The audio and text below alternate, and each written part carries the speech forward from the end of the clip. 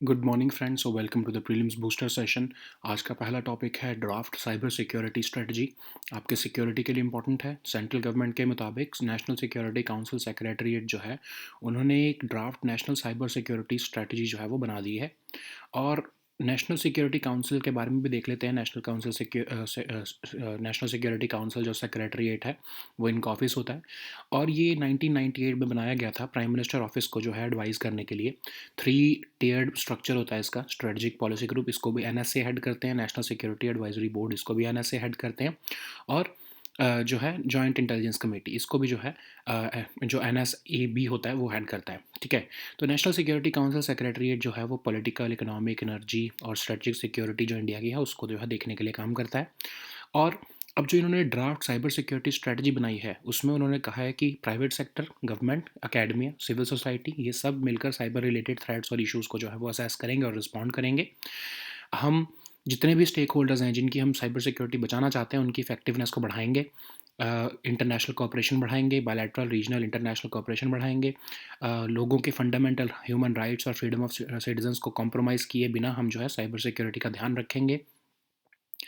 Cyber security के जो issues जो एकदम से चेंज हो रहे हैं टाइम से टाइम पे, उन उससे हम अपडेट रहेंगे, एड्रेस करेंगे उनको। और साइबर स्पेस को फुली लीवरेज करेंगे कि वो सिर्फ साइबर क्राइम के जो है या साइबर थ्रेट्स की वजह से जो है हम अपनी साइबर स्पेस को ऐसा ना हो कि हम कॉम्प्रोमाइज़ करें। हम उसकी जो भी पॉसिबिलिटी है उसको सारा एक्सप्लोर करेंगे और सोशो इकोनॉमिक डेवलपमेंट में उसका जो है वो हम ब्रॉडर जो है वो हिस्सा रखेंगे। ठीक है। अब इंडिया और क्या मेजर्स ले रहा है साइबर सिक्योरिटी के लिए, तो हमारी सर्ट इन, हमने कई बार पढ़ा है इसके बारे में। ये अलर्ट्स और एडवाइजरीज भेजता ही रहता है, एक फंक्शनल ऑर्गेनाइजेशन है ये। इंडियन साइबर स्पेस को मॉनिटर करती रहती है टाइम टू टाइम। इन्होंने साइबर स्वच्छता केंद्र भी बनाया जिसमें कि मालवेयर की एनालिसिस की जा सकती है। साइबर सिक्योरिटी अवेयरनेस कैंपेन भी चलाते हैं ये डिजिटल इंडिया प्लेटफॉर्म के under. India Indian cyber crime coordination centre भी बनाया गया मिनिस्ट्री ऑफ होम अफेयर्स द्वारा।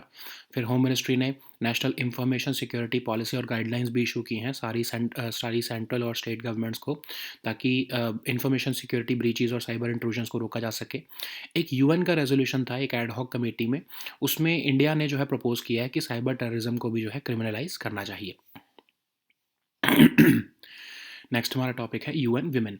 ये आपके जो है इंटरनेशनल रिलेशंस के लिए इंपॉर्टेंट है। तो अभी एक बहुत ही अनप्रेसिडेंटेड मूव हुई है कि जो यूएन ने जो है commission for on the status of women है उसमें से ईरान को एक्सपेल कर दिया गया है। तो ये एक इंटर गवर्नमेंटल बॉडी है जिसमें जेंडर इक्वालिटी और एम्पावरमेंट ऑफ विमेन को जो है डेडिकेट किया जाता है इस एजेंसी को। यूएस ने बहुत लॉबिंग की और फिर वोटिंग हुई।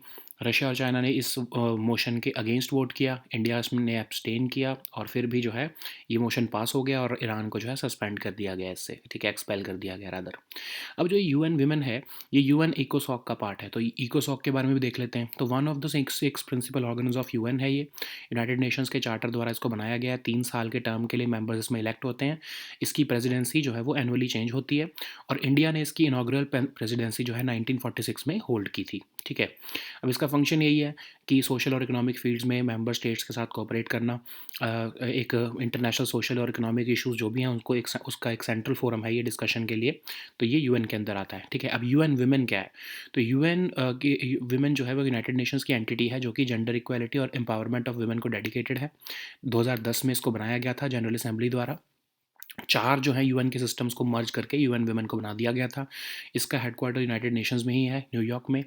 और इसके फंक्शंस ये हैं कि ये इंटर गवर्नमेंटल बॉडीज़ जो हैं जैसे commission on status of women, इन सब को जो है एक तरह से सपोर्ट करता है।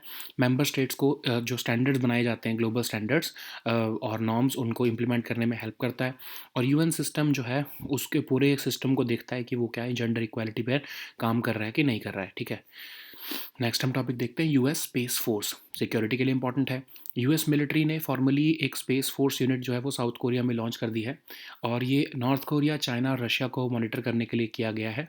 याद होगा आपको दिसंबर 2019 में प्रेसिडेंट डोनाल्ड ट्रंप जो थे उस टाइम पर, उन्होंने यूएस की स्पेस फोर्स जो है वो लॉन्च की थी, जो ताकि अगर स्पेस में वॉरफेयर हो जाए तो उसके लिए जो है डेडिकेटेड फोर्स चाहिए यूएस को। पेंटागन जो है यूएस की डिफेंस एजेंसी, उनकी रिपोर्ट के मुताबिक चाइना और रशिया जो है वो मेजर एफर्ट्स कर रहे हैं ताकि वो ऐसी टेक्नोलॉजीज़ बना सकें जिससे कि अमेरिकन और जो है उनके अलाइज़ की सैटेलाइट्स को डिस्ट्रॉय या डिस्टरप्ट किया जा सके इन क्राइसिस। और इस सर्वेलेंस एसेट्स भी बनाए जा रहे हैं। तो साउथ कोरिया को ही क्यों चूज़ किया गया? क्योंकि साउथ कोरिया जो है उसमें जो है वो उसके पास ही नॉर्थ कोरिया का थ्रेट है। फिर मिलिट्रीज़ ऑफ साउथ कोरिया और यूएस जो है वो ऑलरेडी उनके बहुत स्ट्रॉन्ग टाइज़ हैं। तो इसलिए रशिया और चाइना के ऊपर भी जो है वो वहाँ से यूएस नज़र रख पाएगा। तो स्पेस सिक्योरिटी इंपॉर्टेंट क्यों है? क्योंकि हमारे स्पेस में असट्स जो हैं जैसे सैटेलाइट्स, वो हमारी कम्युनिकेशन और सर्वेलेंस के लिए काम करती हैं, है ना?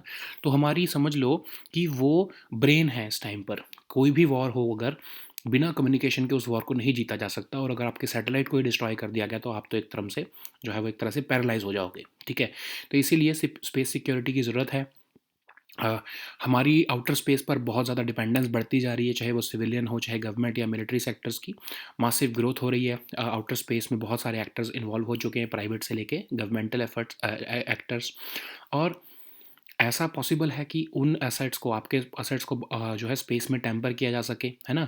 तो सैटेलाइट्स को ऐसा टेम्पर करके आप एज अ वेपन यूज़ किया जा सकता है आपके अगेंस्ट। ऐसा चाइनीज़ गवर्नमेंट ने 2007 में एंटी सैटेलाइट वेपन जो है वो लॉन्च करके दिखाया और एक सैटेलाइट को स्पेस में ही डिस्ट्रॉय कर दिया। तो अब इंडिया क्या कर रहा है? इंडिया की काउंटर स्पेस कैपेबिलिटीज़ क्या हैं? इंडिया के पास कोई ऐसी डिक्लेयर्ड स्पेस सिक्योरिटी पॉलिसी तो नहीं है, लेकिन फिर भी इंडिया काउंटर स्पेस कैपेबिलिटीज़ बना रहा है। याद होगा आपको मिशन शक्ति 2019 में हमने एक लो अर्थ ऑर्बिट को जो है डिस्ट्रॉय किया था। हमने एक जो है एंटी सैटेलाइट मिशन में और fourth country in the world बने हैं हम, यूएस, रशिया और चाइना के बाद, जो जिसके पास ऐसी कैपेबिलिटी है। इंडिया की पहली डेडिकेटेड मिलिट्री सैटेलाइट जो है 2013 में ही लॉन्च की गई थी। इंडिया ने new tri service defence space agency को भी बनाया बेंगलोर बेस्ड। और आर&डी करने के लिए इस फील्ड में डिफेंस स्पेस रिसर्च एजेंसी को भी बनाया गया है, ठीक है? अब इंडिया ने अपनी जो है एक वॉर गेम भी जो है वो कंडक्ट की थी रिसेंटली, इंड स्पेस एक्स नाम से, ताकि हम करंट और इमर्जिंग चैलेंजेस जो हैं स्पेस सिक्योरिटी डोमेन में उसको देख सकें। नेक्स्ट हमारा टॉपिक है IPC and CrPC, Punjab amendment bill 2018, आपके गवर्नेंस या फिर पॉलिटी के लिए इंपॉर्टेंट है। तो पंजाब चीफ मिनिस्टर जो है वो भी होम मिनिस्टर को मिले हैं, यूनियन होम मिनिस्टर को। उन्होंने बोला है कि प्रेसिडेंट का असेंट दिलवा दो जल्दी से इन 2 सैक्रिलेज बिल्स पे, पंजाब गवर्नमेंट ने जो पास किए थे 2018 में। अब ये बिल यूनानिमसली पास किए गए थे। इसमें क्या कहा गया था कि अगर कोई भी सैक्रिलेज करता है किसी भी होली बुक का, किसी भी रिलीजन की, तो उसको जो है वो लाइफ इम्प्रिजनमेंट मिल सकती है, ठीक है? सो अब इंडियन पीनल कोड में ऑलरेडी प्रोविजंस हैं सेक्शन 295 ए के, लेकिन इसमें सेक्शन 295 ए डाला गया ताकि ये लाइफ इम्प्रिजनमेंट का जो है प्रोविज़न डाला जा सके।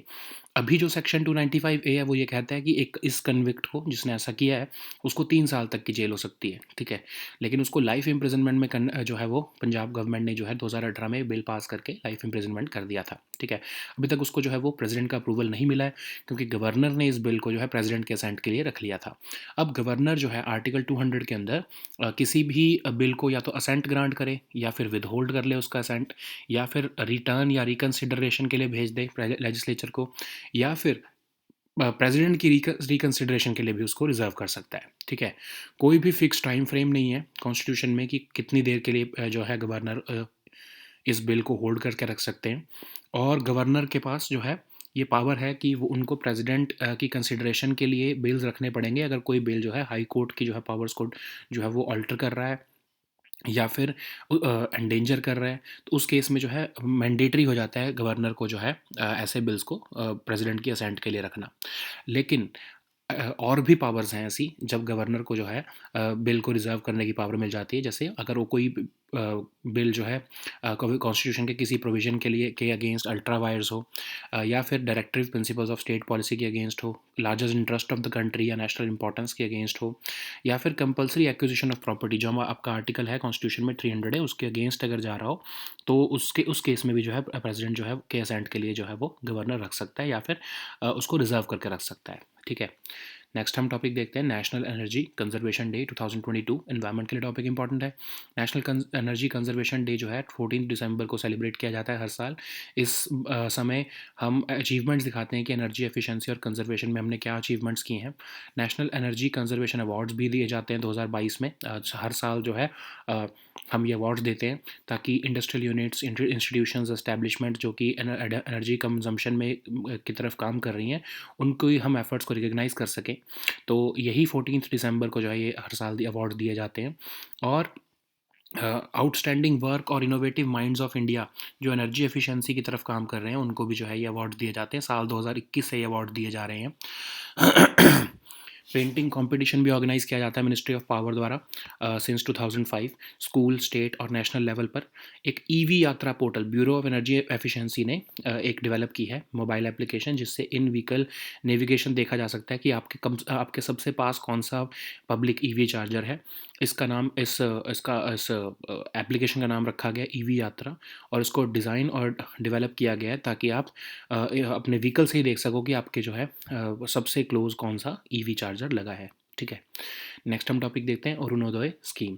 ये आपके गवर्नेंस के लिए इंपॉर्टेंट है और आपके सोशल इश्यूज़ के लिए भी इंपॉर्टेंट है। तो 10.54 लाख जो है एडिशनल नंबर ऑफ पीपल जो है बेनिफिशरीज जो है ऐड कर दिए गए हैं असम गवर्नमेंट द्वारा second edition of Arunoday scheme में।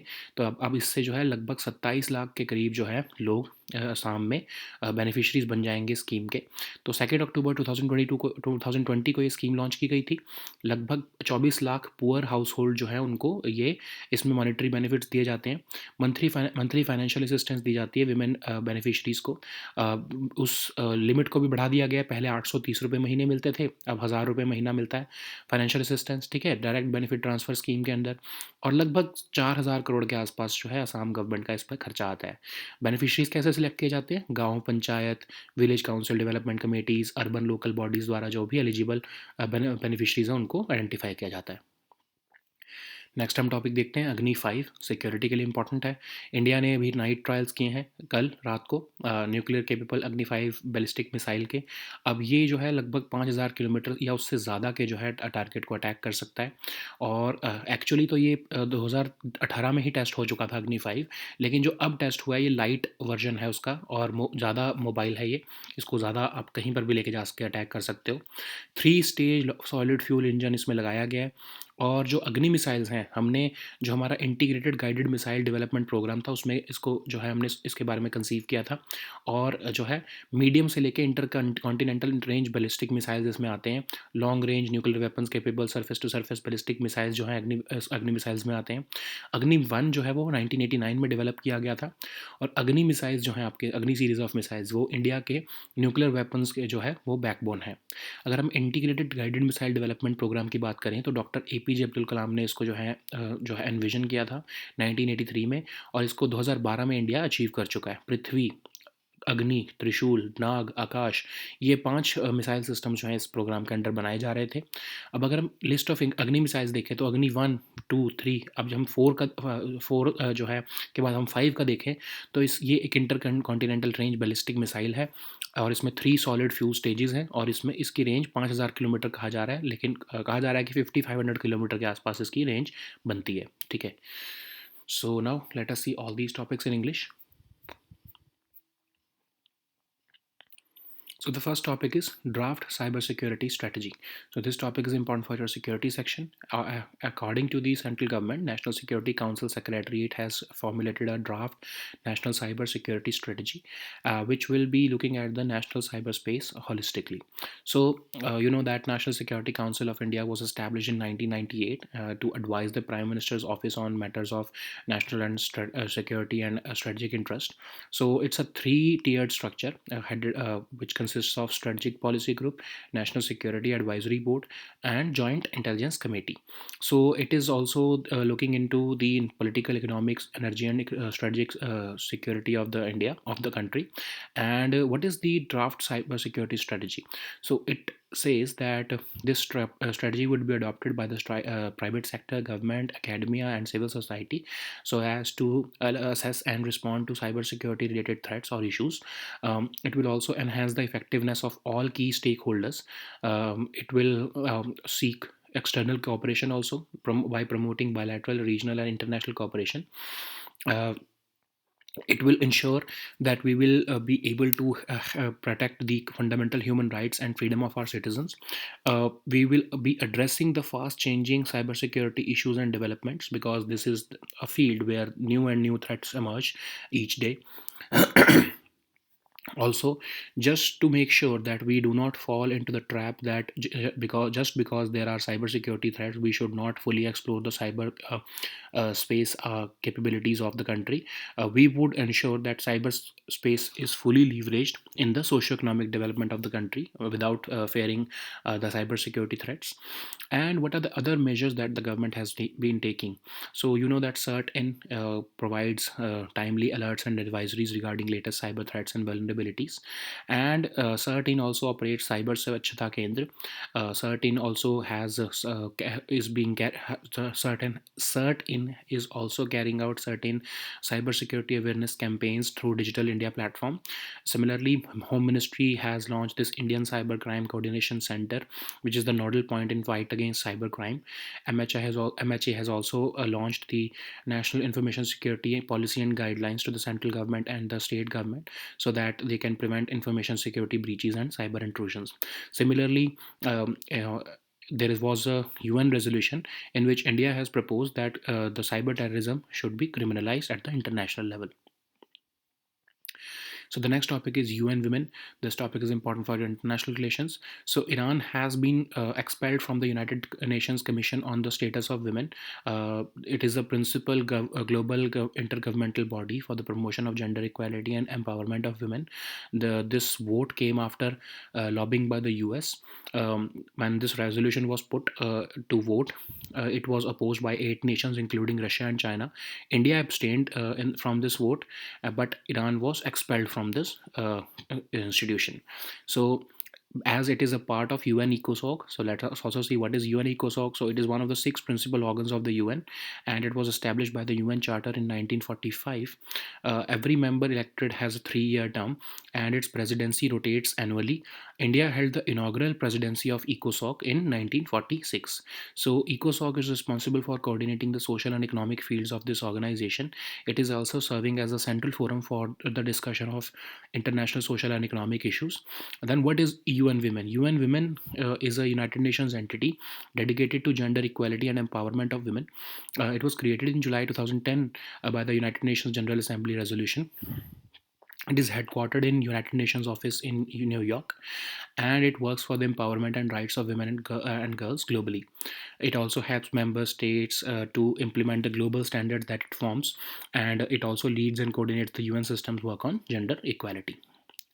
So the next topic is US Space Force. This topic is important for our security section. So US military has formally launched a Space Force unit in South Korea, so as to enable the US to better monitor its rivals North Korea, China, and Russia. So you know that in December 2019, US launched the US Space Force. As per a Pentagon report, China and Russia are embarking on certain efforts so that they can develop technologies which could disrupt or destroy America's or even their allied members or states' satellite capabilities in a crisis or conflict. This has been created to bring together diverse surveillance assets, including space based satellites, in one organization to manage them effectively. Now, why South Korea has been chosen? Because South Korea is the first foreign, South Korea has strong ties already with the US, and they have their combined forces command already stationed there. The US also wants to monitor the security threats from not just North Korea but also Russia and China from South Korea. So this space security is relevant today because everybody wants to protect their assets in space, mostly the satellites which are used for communication and surveillance. Also, there has been massive growth in the actors who are operating in the outer space, including the government and private sector. Hazardous space debris is also a problem. We also are increasingly getting dependent on outer space for civilian, government, and military sectors. There is a possibility that someone may intentionally tamper with such assets like satellites, which could be maneuvered to act as weapons against you. So even the Chinese also developed anti-satellite weapon in 2007, and that's why it is important that we focus upon space war capabilities. So India is also not behind. India does not have a declared space security policy, but still we are developing our counter space capabilities. We launched the first dedicated military satellite in 2013. We also launched the mission Shakti, which in which we shot down a live low earth orbit satellite into space in March 2019. India is the fourth country in the world to have such capability after US, Russia, and China. We have also developed a new tri-service defense space agency based in Bangalore, and we are promoting R&D in this field using the Defense Space Research Agency. We also conducted a war game named Space X to gain better understanding of current and emerging challenges in the space security domain.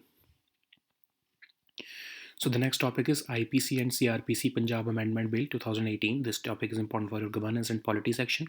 So Punjab CM has recently met the Union Home Minister seeking his intervention in getting the President's assent on two sacrilege bills which have been passed by the Punjab government in 2018.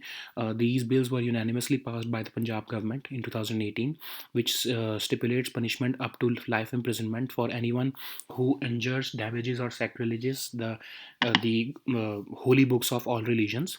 And there is already a provision in the IPC section 295A which seeks punishment of up to 3 years for such convicts, but this amendment has brought section 295AA in which the punishment has been increased to life imprisonment. So that's why the governor has reserved this bill for the president's assent. And under Article 200, the governor may either give assent to the bill, withhold assent to that bill, return or return for reconsideration by the legislature, or reserve for the consideration of of the president. There is no time frame fixed in the constitution for any of these functions, and constitution also makes it mandatory for the governor to reserve for the president's consideration if any bill is violating the powers or endangering the position of the high court of that state. Also, the governor has the power to reserve the bill in if any of the bill is ultra vires to the constitution, opposed to the directive principle of state principles of the state policy. It is against the larger national interest or of any grave national importance. It also, if it deals with compulsory acquisition of property, in that case also the governor is empowered to reserve that bill. So the next topic is National Energy Conservation Day 2022. This topic is important for our environment section. So National Energy Conservation Day is celebrated every year on 14th of December to showcase the achievements of the nation in energy efficiency and conservation. On this very day, we also recognize and encourage endeavors of industrial units, institutions, and establishments who are working in the field of reducing energy consumption. These awards are given since 2021, and there is also a painting competition organized by Ministry of Power since 2005 at school, state, and national level. There is also EV Yatra portal in which the Bureau of Energy Efficiency has developed, and it aroused the passengers or the riders of in to get access to the nearest public EV charger. So the next topic is Arunodaya scheme. This topic is important for your social issues. So about 10.54 lakh additional number of beneficiaries have been added to the Assam government's second edition of Arunodaya scheme. So with this number, the total number of beneficiaries have come to 27 lakh. So this scheme was launched in October 2020, and it targets about 24 lakh poor households in the state. They are given monthly financial assistance. Now the assistance has also increased from 830 rupees to 1000 rupees per woman per month, of course, and this costs about 4000 crore or 4100 crore rupees per annum to the Assam government. The beneficiaries are identified using Gaon Panchayat, Village Council Development Committee, and urban local bodies who classify these beneficiaries for the scheme. So the next topic is Agni 5. This topic is important for our security section. India has successfully carried out the night trials of nuclear capable Agni 5 ballistic missile, which can hit targets beyond 5000 kilometers. Actually, this missile was first tested in 2018, but the current one is a more light and more mobile version than the original one. So it's a three-stage solid fueled engine. It is having a three-stage solid fueled engine, and it was conceived in the integrated guided missile development program. So these Agni missiles were part of this program, and they are mostly medium to intercontinental range ballistic missiles. They are long range nuclear weapons capable surface to surface ballistic missiles. The first one was developed in 1989, and Agni series of missiles are the backbone of India's nuclear weapons delivery.